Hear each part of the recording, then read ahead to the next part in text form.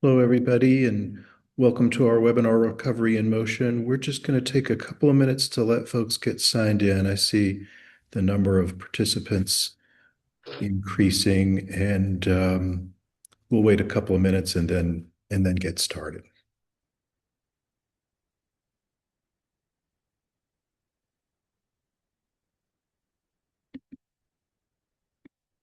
We appreciate everybody being with us today and being interested in this topic.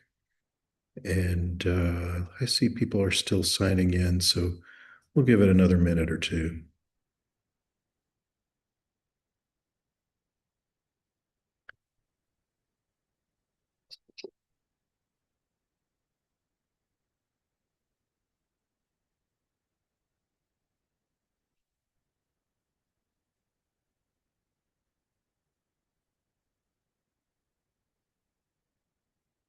Still see the number going up, so we'll just give it a little bit more time before we get started.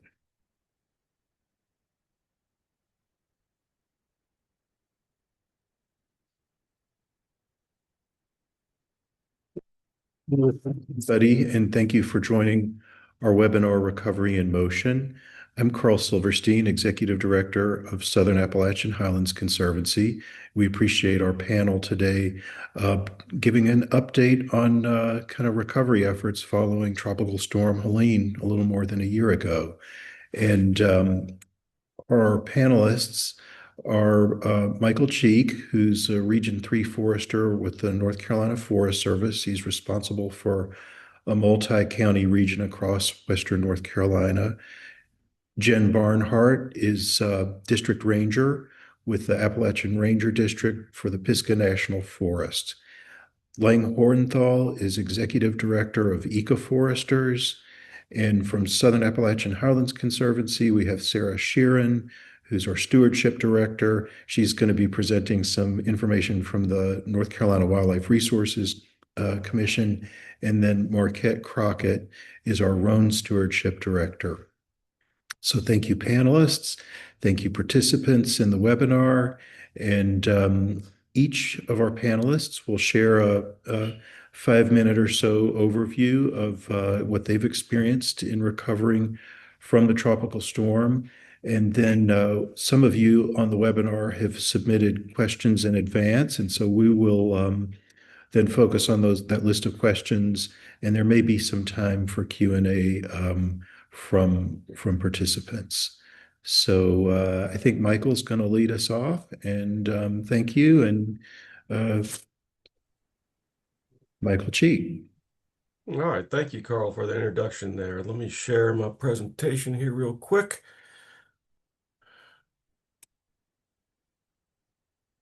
Okay, Emma, does that look good?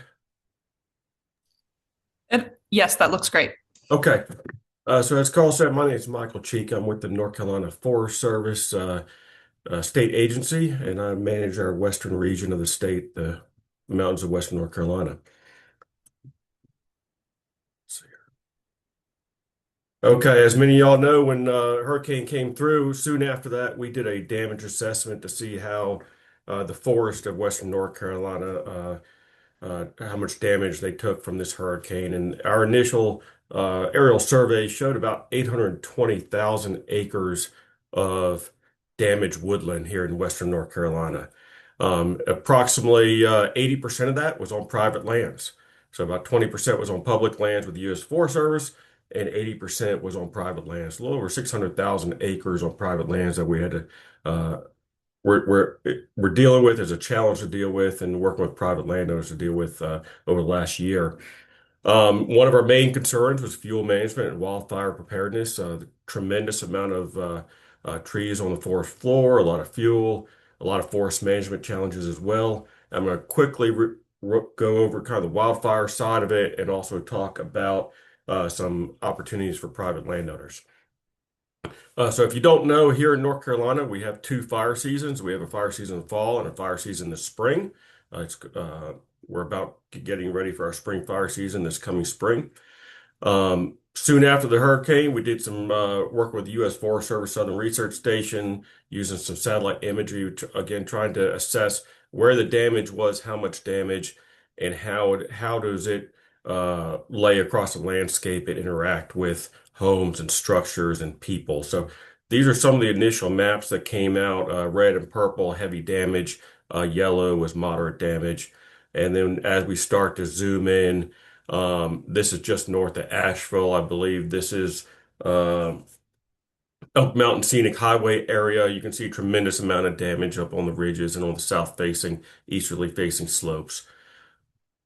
And then going by the numbers, how much damage is out there. So if you look at the far right-hand corner, Buncombe County, about 17% of the woodland received damage.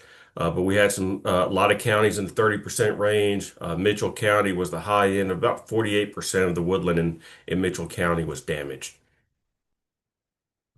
And then how does that damage interact with the public and the homes and structures that we need to protect during a wildfire scenario? So every one of those pictures right there has a home in it and around it in different scenarios.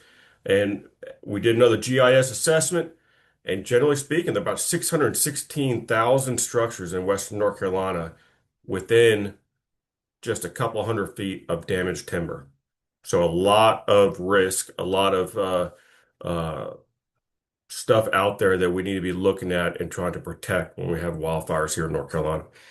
This is a couple pictures of those scenarios. On the left, Bear Wall Mountain there at Henderson, Buncombe County line, and then Little Switzerland area of McDowell and Mitchell County. Homes, structures interspersed with all the Helene damage. And in this scenario, a lot of times we use those top of the ridges to help stop these wildfires, to help protect homes. And the top of the ridges now are some of the worst case scenarios with the amount of fuel that's on the forest floor. So looking back at last spring fire season, it started early. We had a tremendous spring fire season here last year, the first year after Helene. Started just the end of January. And then down in McDowell County, they moved over towards Polk County. These are just some general pictures of some of the wildfires we dealt with. But just a tremendous spring fire season. We dealt with a lot of roads missing. That's Blue Ridge Parkway on the left. Landslides impeded controlling wildfires. And there's your map of all the major wildfires here in West North Carolina. And I can zoom in and you can see how it overlays with some of the Helene damage maps, some of the red and yellow there where a lot of the fires are. But then we had some bigger fires out west as well. So it was just a really good spring for wildfires. And the Helene damage really impeded our opportunities to keep some of these small. So we had a lot more large wildfires back in the spring. And some people have asked, like, what was so important, or how did that line up against other years?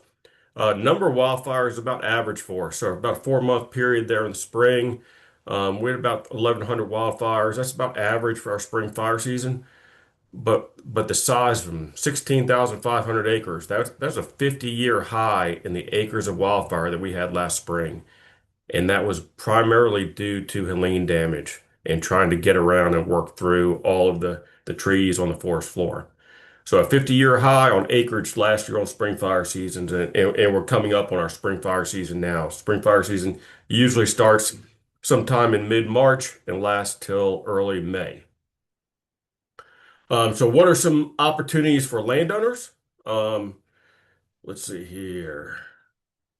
I'm going to skip through that one. There are a lot of different cost share programs out there for landowners to do something with their debris.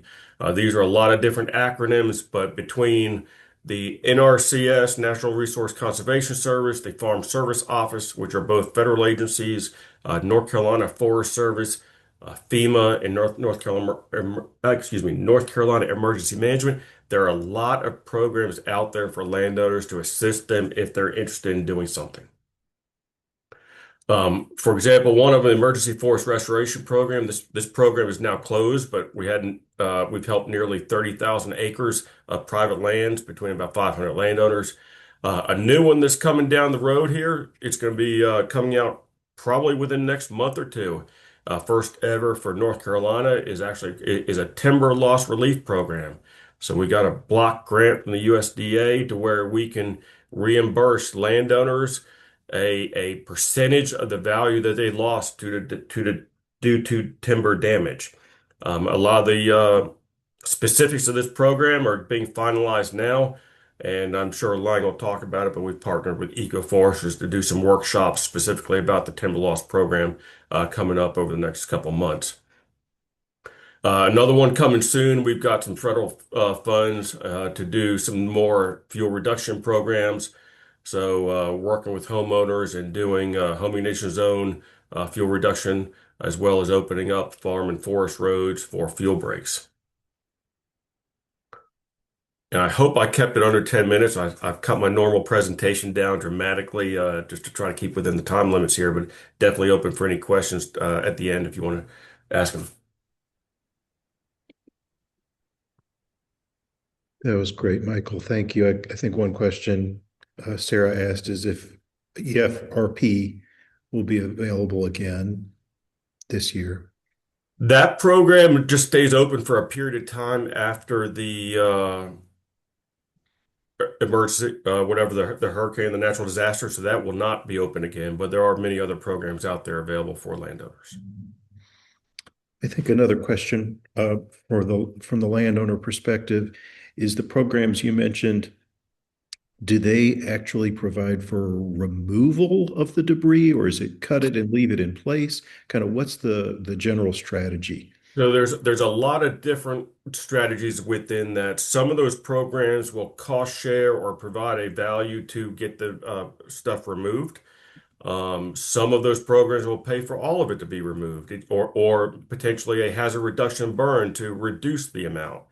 There's some programs that will cover the cost of what we call mastication or grinding of debris. So if it's within that home ignition zone, that first 30 to 50 feet of a home, a program will cover the cost of somebody, either the Forest Service or potentially a contractor, to come in and actually remove that debris from that home ignition zone to try to protect that structure in case a wildfire occurs in that area. So there are a lot of different programs, a lot of different nuances, and that's where if you're interested in something, please reach out to our county offices and we can meet with folks and kind of see which fits the best scenario. Thanks. That's great that there's options. We had a couple of questions if there's going to be a recording of this posted, and answer is yes. It'll be up on our website for the longer term, and then after this, we will circulate a link to the recording to folks who are in the webinar. So next up is Jen Barnhart with the U.S. Forest Service, Appalachian Ranger District, and take it away, Jen. Hey, good afternoon. Jen Barnhart. I'm really excited to be back with y'all again. If you were on the first series of this last year, part one, great, welcome back. And if you're new to this information and segment that we're covering, I'm excited to have you here. Give me just one moment here and I'm going to go ahead and share. I have a few slides because pictures are always very helpful.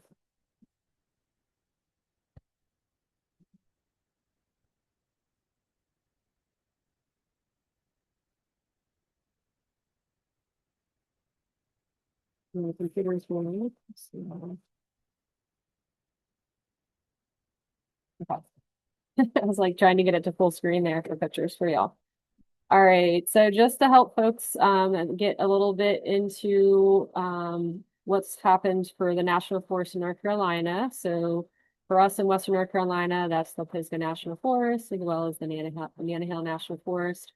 Obviously got impacted greatly, definitely severely and catastrophically on the Pisgah National Forest, particularly on the Appalachian and the Grandfather Ranger districts from Helene. So yeah, tens of thousands of acres down trees, just unprecedented fuel loading, extensive impacts to watersheds, all the things that we enjoy, such as trails and rec areas. A lot of those had a lot of damage to those. And then, yeah, our roads definitely highly impacted, which aren't just for recreational use. A lot of those are networks and connections to our community members that live here along the Pisgah National Forest as well. So just to help give a context to that, we're really going to be focusing on what have you been really your priorities this past year? And then what can we look forward to coming up that we'll be continuing to work on for recovery, which really for us will be, 10 plus years in the making. So, but yeah, we've had a really good, strong start moving forward with a lot of aspects though. So for us, emergency responder access. So definitely very in the early beginnings of Helene response, that was key, but that continued on when we went over into recovery. There's a lot of our areas when it comes to roads that would go to trail areas or to recreation areas. Our search and rescue folks, which are, we work with the counties and the volunteer fire departments to help respond to get access to folks. And again, as I remind you, a lot of our areas people rely on our roads and access to some of their homes. So that's still been a big piece over this past year, made great strides on that access component, and with a lot of contracting coming in or workforce account work with our own staff going in there and making sure we have some access through those critical areas. Fuels and debris removal has been another large component that we focused on. As you heard me say, we have, and as Mike Cheeks has also said, for the state side, a lot of down timber, trees from Helene with the wind. So heavy fuels, particularly again in the Appalachian Ranger District and the grandfather. So for Mitchell County, Yancey County, Avery County, and then down into the grandfather Ranger District as well. But particularly those, and a little pieces, some parts of Buncombe County had some high fuel loading as well. So we have had salvage sales, and that's some removal in order to decrease those fuels and risks to our communities that surround the area. And as well as sometimes in order to reduce the risk of greater habitat areas in vicinity not to also then be ravaged by fire if we would have a wildfire. So it's twofold when we're looking at that. A lot of focus on reopening trails and rec areas. The majority of that has been reopened, except for some areas that had catastrophic damage, which will take us years with contracting to get that work completed. Gonna go real quick with some slides. Just so you can see some pictures, what I was talking about. Again, these are an example of where we're trying to make sure we have some areas reopened for access, even if we can't get the road back in there, search and rescue can get in there, or just to get fuels off of bridges. A lot of timbers were landed on bridges. So if we had another storm, right? So we have to think about what happens when the next one comes and who's downriver from us. So very much intertwined with private homes and residents in our communities. Again, getting recreation areas back open, campgrounds, boat launches, trailheads, which are huge economics that go back to our communities here and helping folks, all of us get back online in recovery. Trails, huge component. That's why people move here to Western North Carolina. It's the beautiful mountains and just so many miles of trails that we have here. Huge shout outs to our volunteer and partners that have been going out there and doing tremendous work in terms of just the amount of sheer trees down on the trails, as well as huge root balls, and then ongoing planning for long-term helping do recovery on the tread of the trails. Fuels reduction, as I mentioned, yes, we've had salvage sales, but here's a component I wanted to highlight. And again, salvage sales, I didn't say that. Salvage sales is when we are taking materials that are down trees on the ground, and there's still maybe some value to the purchaser for that wood and goes back into the local economy, even with it damaged in some ways. So we've worked through those, but in this instance, this would be biochar. We had large debris on top of the Black Mountain Bridge in the South Toe area. We moved that to get it out of there quickly in emergency if more water would come down and take out. We don't want it taken out private homes.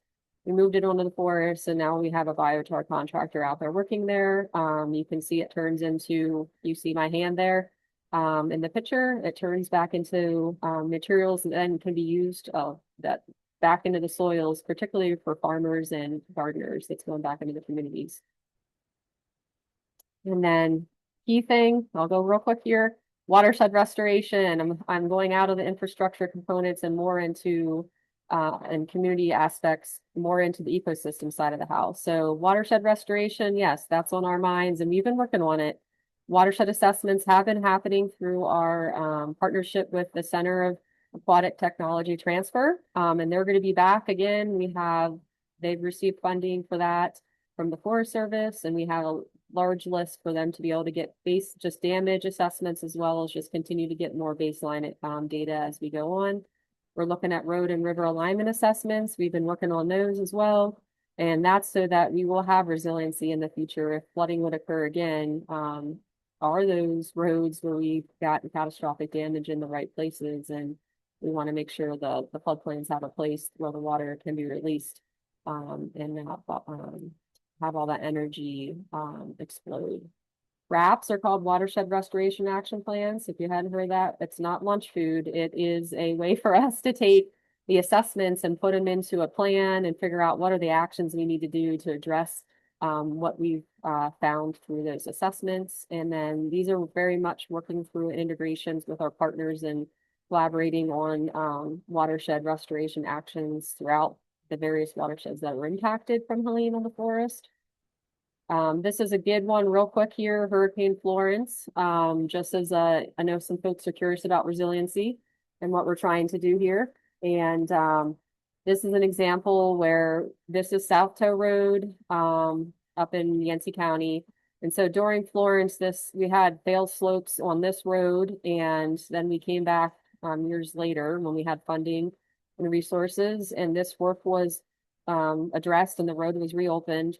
I went back up here in November of 2025 and was very happy to see that work held even through Helene when other components of that road were severely impacted. So that's an example of the work that we are doing as we're figuring out and taking time with those assessments and designs.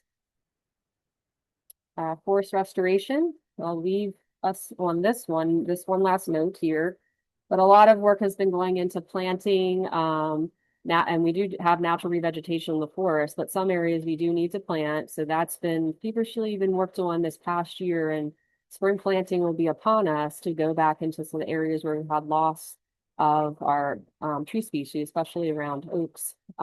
We've also been looking at non-native invasive species treatment as disturbance causes lots of invites for those invasive species to come in.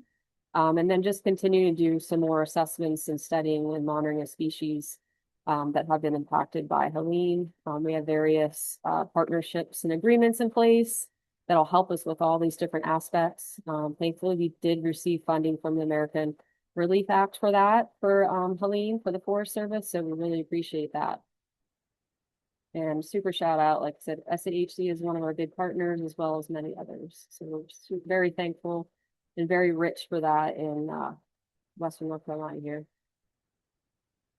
And thank you.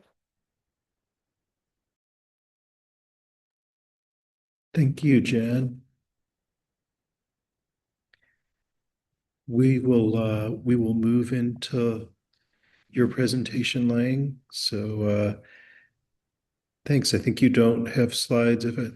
Yes. Yep. I knew my partners, Michael and Jen, would cover a lot of what has happened since Helene and give y'all an appreciation for just the scope of damage, but also the challenges that we're facing. As Carl mentioned, I'm Lang with EcoForesters, and for those of you who aren't familiar with us, we're a professional forestry nonprofit based here in Asheville. Our mission is the restoration and conservation of Appalachian forests, and we accomplish this with the boots on the ground professional crew with stewardship, but also education and training. And we believe landowner engagement to be the utmost importance to us accomplishing these things and making forests healthier.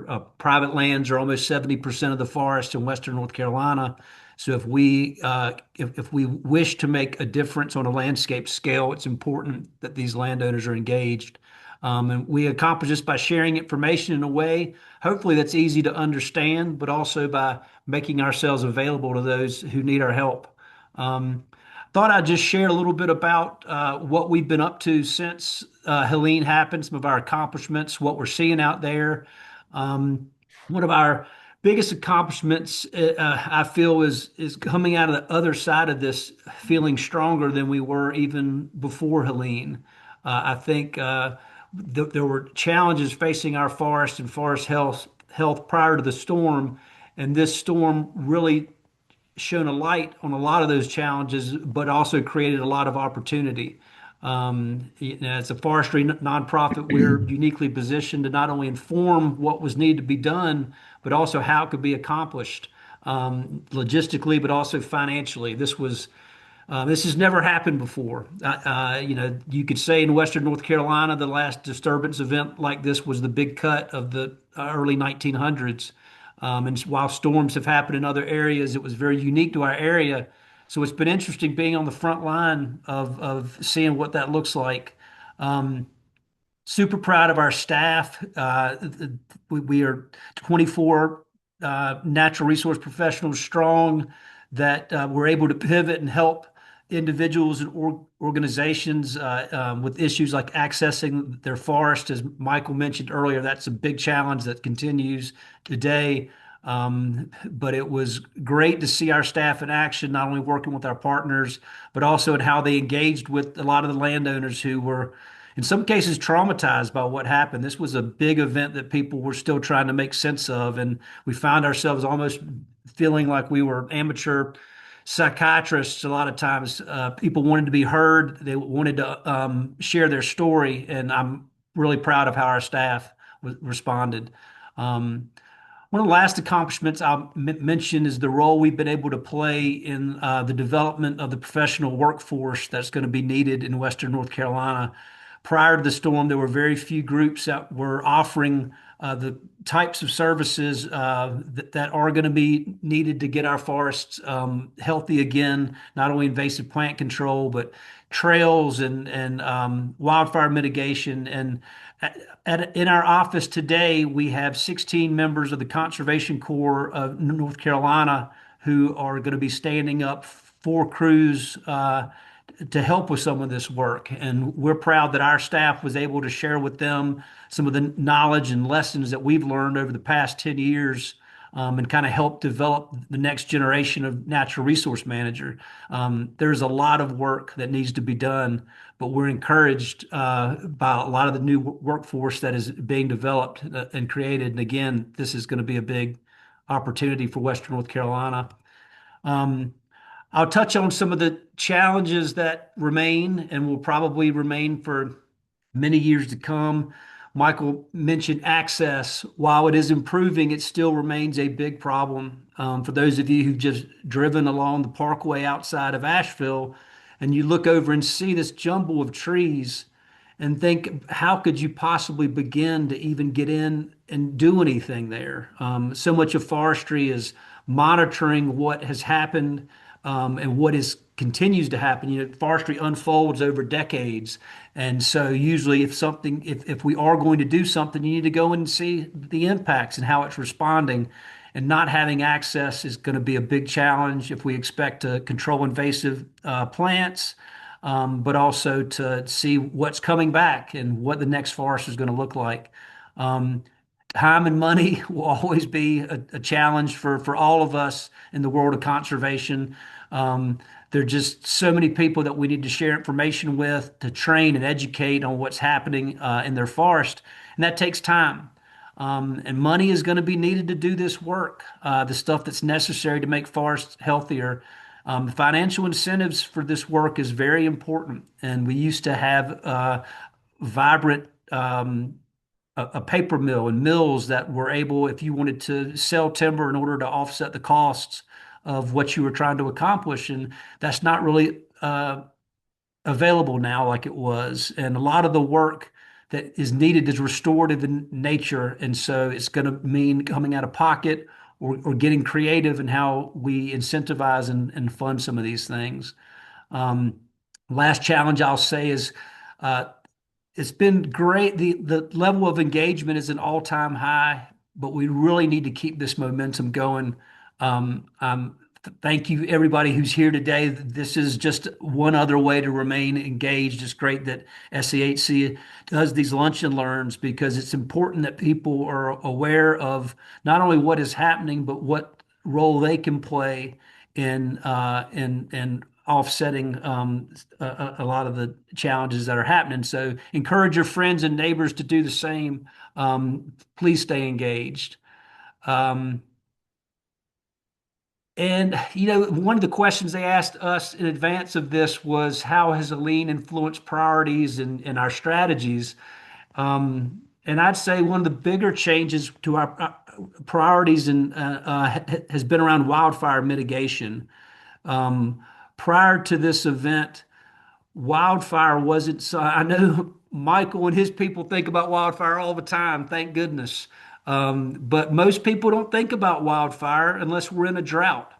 And at that time, they go, "Oh gosh, I hope their fire doesn't start." But because of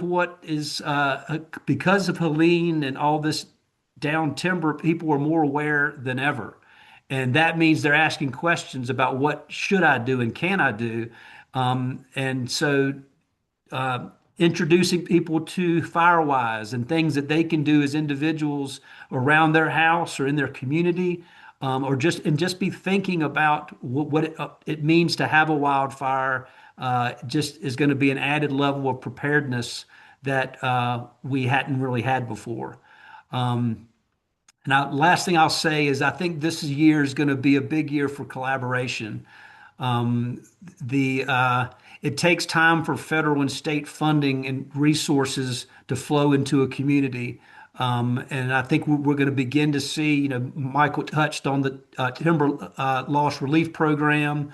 There are going to be other opportunities through the North Carolina Forest Service and other partners.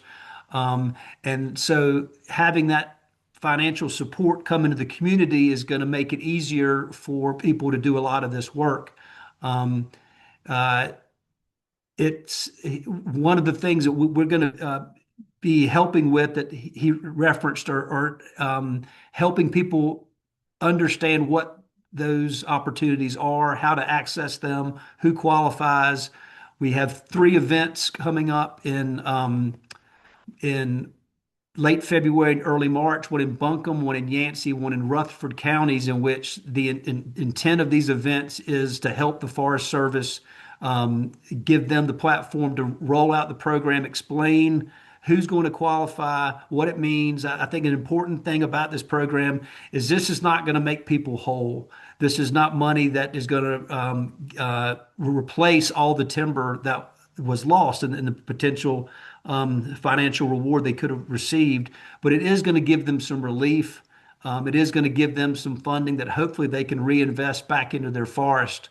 And we're excited to be helping and playing a role in that. The agencies and nonprofits in Western North Carolina, they have firmly bought into the notion that conservation is a team sport and that we have to collaborate, we have to work together in order to get more done.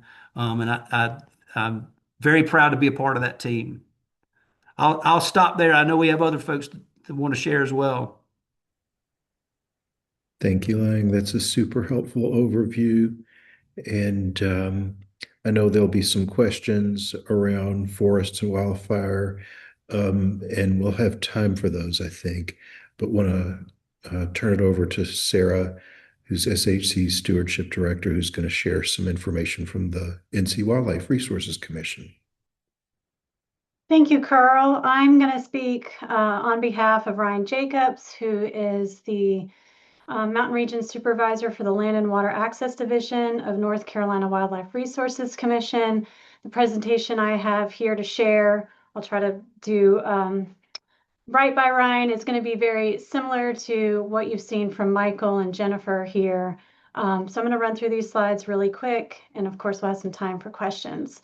But just like other public lands that we saw here, Wildlife Resources Commission experienced significant damage, not only to their facilities, but also their game lands, their boating and fishing access areas.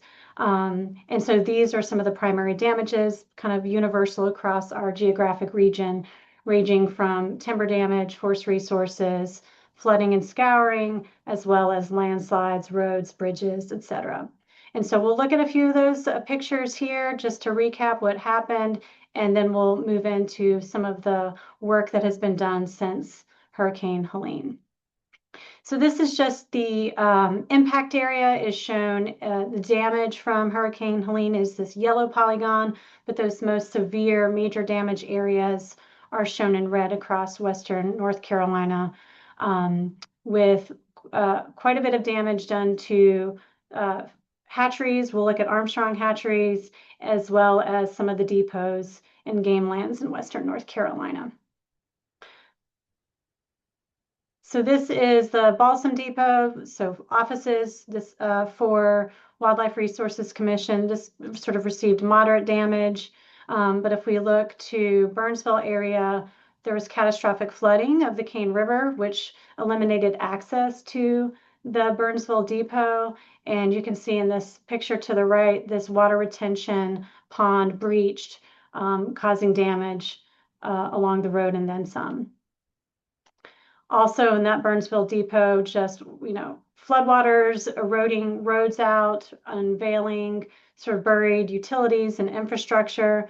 According to Ryan, this has since been repaired, as have a lot of the damages that we're looking at today. As I mentioned, Armstrong Fish Hatchery, this is located in McDowell County. It received catastrophic flooding and damage that inundated most of the facilities and the infrastructure. Another picture here is just showing that the access road was damaged. The facility's power system was also impacted and destroyed. So water intake structures and associated plumbing were either ripped out or damaged. And what that means is that it killed thousands of fish that were in production, totaling over $375,000 worth of trout. So moving on from fish hatcheries, we'll look at some of the damages to game lands. We can see this is sort of a relative assessment of game lands from Tropical Storm Helene, from Hurricane Helene. On the left is sort of those that received minor damage, and then far right, you can see that Green River and South Mountains are the ones that were really, I think, classified as extreme damage, and they were caused by a combination of flooding, mud and debris slides down trees, and wind damages. The most widespread damage being just forest resources here, and just the massive number of down trees that Michael has already spoken to, and Jen as well. And so I can show you just a quick sort of before and after on Johns River game lands. This is in Burke County, so this is sort of pre-Helene, and this is post-Helene. And we see this all across our landscape, these damages to our forest resources. This is Pond Mountain game lands. This is an intense area of tree fall or tree damage.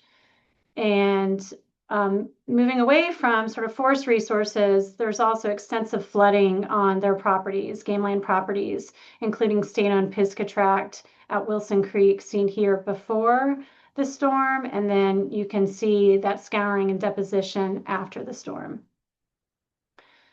And again, we saw in that chart that Green River game lands in Polk and Henderson County sustained significant damage. So intense flooding resulted from multiple compromised dams along the Green River. And here's another photo of some of that damage within the river corridor. Almost last here, just looking at some of the landslide and road bank failures that followed the storm, shown here in the Cold Mountain game lands. And South Mountain game lands, you can see sort of compromised roads where you had bank failure as a result of significant rainfall. Here are just some pictures of damages to boating access and public fishing areas. That top left corner, just some of the debris that washed down river corridors, and that includes man-made things as well as just significant woody debris. And then the infrastructure was washed out to some of those boating access areas.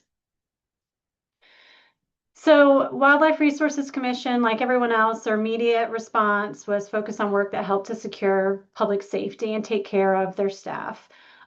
This was particularly true at the Armstrong Fish Hatchery, which was catastrophically damaged. They also actively assisted with state emergency operation requests, provided emergency assistance to heavily impacted areas. And so following that sort of immediate response period, Wildlife Resources focus shifted to repairing critical infrastructure, restoring habitat and resources, and really trying to deal, as Lang also mentioned here, with just the large amount of debris that is across state game lands and their properties. So achieving recovering efforts required an enormous amount of tree clearing and debris. This was necessary, as we've already discussed, to just access those areas that were damaged. According to Ryan, he said over 1,000 equipment hours, nearly 4,000 staff hours, and 23,000 vehicle miles were expended, not to say nothing of volunteers and contractors that they needed help with. Here's an example of some road recovery. Roads needed to be regraded and regraveled. So road repairs have happened. More than 35 miles, I think, of road failure and landslides had to be reconstructed and rebuilt. They've also, as was mentioned by Jen too, there have been some successful salvage timber sales across a number of their game lands. I think in total they were able to get nearly 1,500 acres of salvage sale units under contract. So that has also been successful. Volunteer groups, a shout out to Mountain True, who helped remove enormous amounts of debris and trash from the state game lands, particularly at places like along the Green River Gorge, where volunteers were really critical in helping to remove debris by hand because you couldn't get any equipment down there. And yeah, this is just more examples of some of the repairs that they've completed, which required a massive amount of time and effort by staff, contractors, and volunteers. So some updates since Hurricane Helene. Armstrong Fish Hatchery is still under repair, but you can see that most of that has been completed, 90%. The facility is operational and does have trout back into production. There are still quite a few things that need to happen that they're actively working on as far as, trails and fire breaks. They're trying to clear those. And they have repaired access to some of their game lands, as well as boating access. And other updates, most of the debris and trash removal from game lands has been completed. There are still some timber sale operations that are ongoing, but those operations are winding down, particularly since the longer that wood is out there, the more quickly it's going to degrade. And then wildfire is just something all of us are going to be working on for years to come. So that is what I have to say on behalf of Wildlife Resources Commission. I will stop sharing unless there are any questions that I will do my best to answer, but otherwise happy to turn this over to Marquette. And give me 1 second, Marquette, while I X out of here. Great. Thank you, Sarah.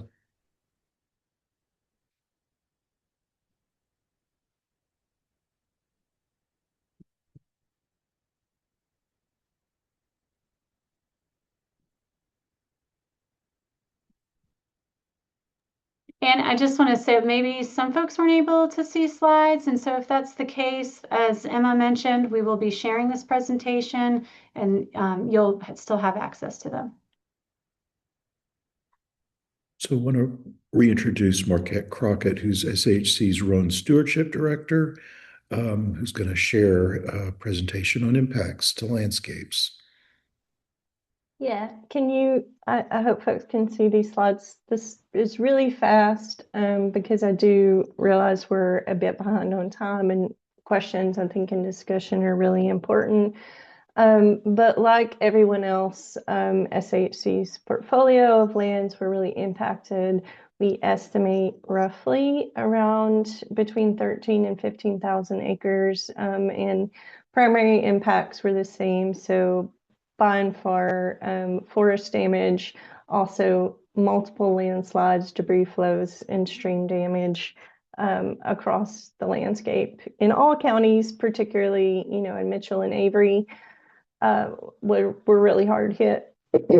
Our response to Helene, I won't spend much time on this. It was the same as everyone else. We were out in our communities helping folks, helping, immediate needs, immediate access, things like that. And then we began to assess the needs for our preserves and have spent the last few months anyway, sort of getting things on the ground. Michael mentioned, and folks keep throwing around wildfire risk. And so obviously a lot of our properties were impacted, but we have not unlimited resources to deal with those. And so we wanted to be strategic in the way that we began to restore those areas. So we had a wonderful intern from the Duke Stanbeck Fellowship Program who helped us take those maps, basically of fire risk that Michael showed, and overlay our ownership and really prioritize those properties that are in that wildland urban interface that may pose a risk to health and human safety, those that are near rare habitats and things like that. So we sort of ended up with a subset of properties that we really wanted to focus our first work on. On those properties, we did the same thing everyone else did. We began to reopen roads for emergency access, reduce fine fuels, and then we look forward to treating invasive species and that sort of work.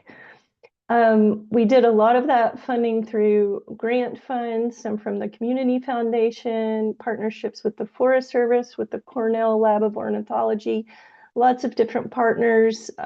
All of that work looks a little bit different depending on the property we're working on. And we recognize, as everyone has mentioned, that this is really just the start of ecological restoration and that this is going to take years. I want to give a shout out to Jen, who did get a wildfire ban for the Roan Highlands to protect some rare habitats, which we are hugely grateful for. And then on our own properties, we sort of threw around this term resiliency and what does that mean? And so one thing we've in-house talked about is we had a lot of culvert and a lot of stream damage. We've replaced a lot of those either with bottomless culverts or fords. We don't access some of these properties on a really regular basis. And so we wanted to really take a step back and say, long term, is it more sustainable to have a reach of stream connected rather than have, a bridge or culvert in there? So these are just some pictures of that work. These are Sarah's properties here. And some of that work also came with stream bank restoration, which you can see in the photo on the right. This is a property where we did need regular access to the property, so we were able to just do a more traditional crossing. A huge amount of work on our Bowditch Bottoms Preserve in Yancey County. So shout out to the North Carolina Wildlife Federation, who's a great partner for that, and Chris Cossey, who's leading up that work at SHC. And another project I and Jen are working on together with lots of other partners is the huge amount of impact that Roan Mountain saw specifically to the spruce fir ecosystem. And the very worst blowdown in that area, roughly 25 acres, was really centered on some recreational facilities near the rhododendron gardens, near Cloudland. There were safety concerns. There was a huge fire risk. And so Jen was able to get folks out on the ground and get those hazard trees cleared up. And we're really looking forward this spring to working with the Forest Service to revegetate those areas. I don't know if you guys can see my cursor, but these are SHC properties. This is Forest Service, and all this orange color are blowdowns. So we're also going to be working in collaboration with them on those properties. Thanks to all the volunteers that helped make that happen. We've also, again, all about partners, worked with our partners to do fire training in Avery County and hope to do it with the folks on this call in Mitchell in February. So stay tuned for that. And I think long term, everyone mentioned the invasive species, the need for continued monitoring, all those things. So we're in the same boat, and we just wanted to give a shout out to our partners before we turn it over for questions.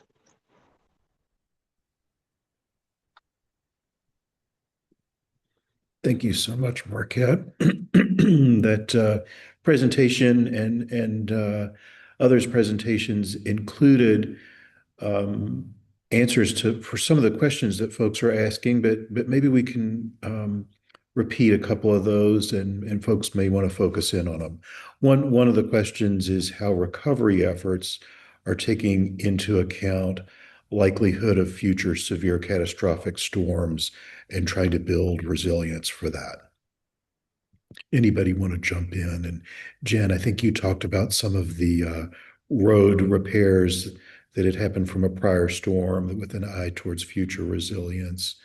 So yeah, we definitely, as a federal agency, right? Federal taxpayers' dollars are why we are able to manage the national forest for everyone to enjoy. So we definitely want to take that into account, right? So not only resiliency for our ecosystems and the watersheds and the impacts that they sustain, but also people that we serve as such as y'all. So it really is about our, caring for land and serving the people. So with that, in particular, I give you an example, South Toe Road, Curtis Creek, which was in the grandfather, and then Big Ivy Road. Those three would all have areas that had, catastrophic impacts from Helene. So we do have experts that are pluviogeomorphic geomorphic analysis, which is really being able to understand if we would have, additional storms, different levels of floods, examining what happened from a Helene, and then when it comes down the valley, let's look like in that area and hits the floodplain and all that, like it builds up all that wood, right? That's why we have that giant dumping of it on top of the bridge at Black Mountain Campground. It all has to go somewhere, but once it gets to the floodplain, it's going to span out and all that energy has to release. So we have to really think about, okay, well, since I've been here the last 5 years, I could say this, like we've had Fred, now we've had Helene, and those areas from Fred and even times before that from other storms have blown out over and over for like the Big Ivy and South Toe. So light bulbs, right? We really need to invest in the time to understand where would you realign that goes along with the river. There is small segments that we're looking at that make sense to do that. But again, it's all about how can we get that energy released and then have that floodplain be resilient, and then also like the infrastructure components that are wrapped into it. So if folks want access to the forest, we have to think about that for resiliency too. thank you, Jen. From SHC's perspective, I was just going to reiterate some of the examples that Marquette shared, where we've converted access roads that had culverts to fords, which are likely better to withstand future storms. Lang and Michael, if y'all want to jump in with any thoughts. Yeah, I'll jump in with just kind of an overall general thought from the forest side of things. To be a resilient forest, it has to be a healthy forest. It has to be a diverse forest. Many of the reasons people move to Western North Carolina is our large forested landscape. Well, our forests right now are roughly 85 to 120 years old.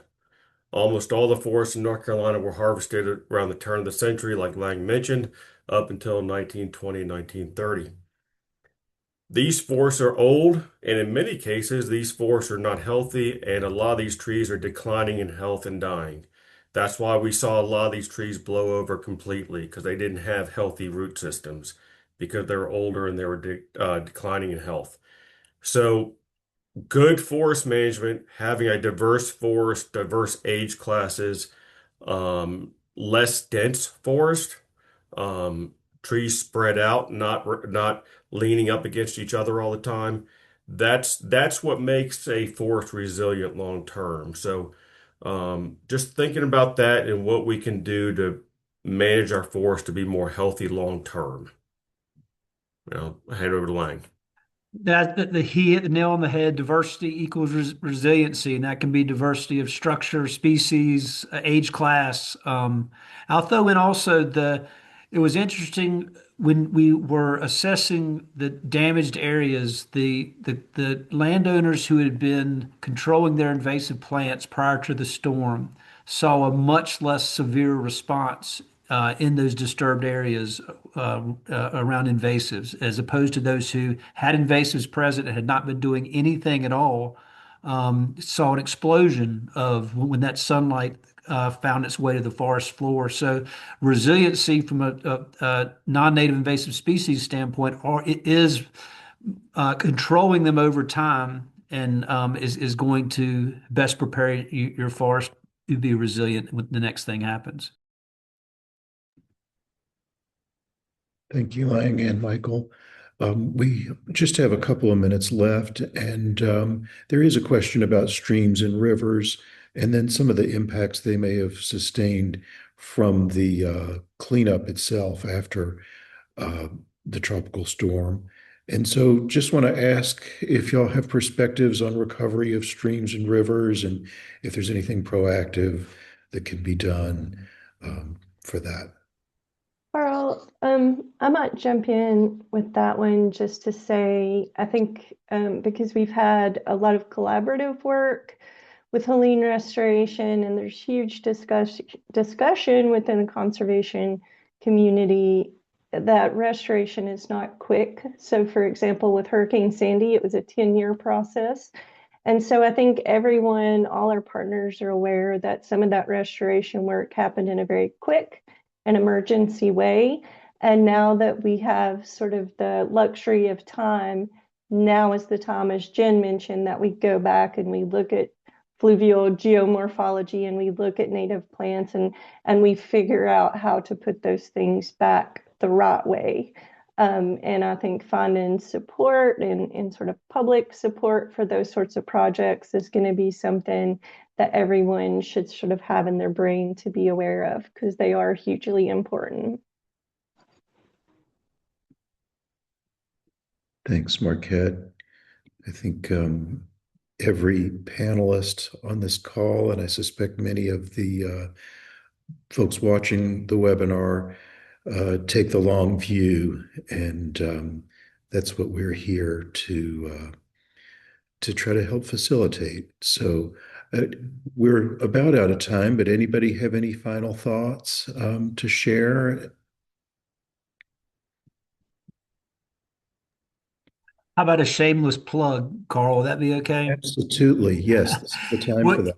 it's two-part. There's a book that's called How to Love a Forest that some of you might be familiar with. It's written from a forester's perspective. This guy, Ethan Tapper, who lives in Vermont. So it has the setting is the Northeast, so a lot of the forestry is about the Northeast, but he tells a beautiful story about stewardship and what it means to steward a forest and some of the hard decisions that we have to make, sometimes cutting a tree to make a forest healthier, or harvesting deer because of the overbrowse that they're doing, or using herbicides sometimes to control invasives.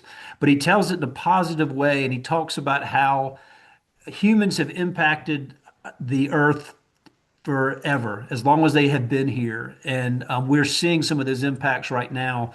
But what he encourages us to do is to be intentional about what our impact could be.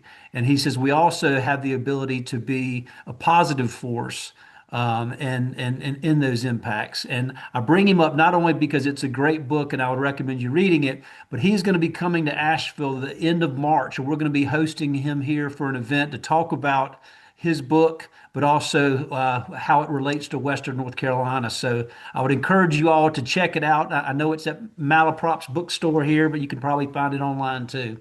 Thank you, Carl. That's a great shameless plug. So thank you for sharing that. And I have a shameless plug as well, which is that our Lunch and Learn series continues in 2026. We tend to offer one of these every couple of months. And so around March 25th, if you're not at Malaprops watching the Foresters presentation, consider signing on for our next webinar, which is going to be on our South Yellow Mountain Preserve, kind of focusing on the human history over time of the use of that property. So I guess we did have one more request, Lang, for you to repeat the title of the book. So maybe that can kind of wrap us up. Absolutely. It's How to Love a Forest, and the author's name is Ethan Tapper. Terrific. Thank you, Lang. I want to thank all of our panelists, Michael, Jen, Lang, Sarah, Marquette. I think this is super helpful, and I think folks really do crave this information after the trauma of the tropical storm and the aftermath of that. So appreciate everybody and appreciate everybody who's watching the webinar. With that, I think it's time to say goodbye and hope everybody stays warm and safe in the storm this weekend. Bye-bye.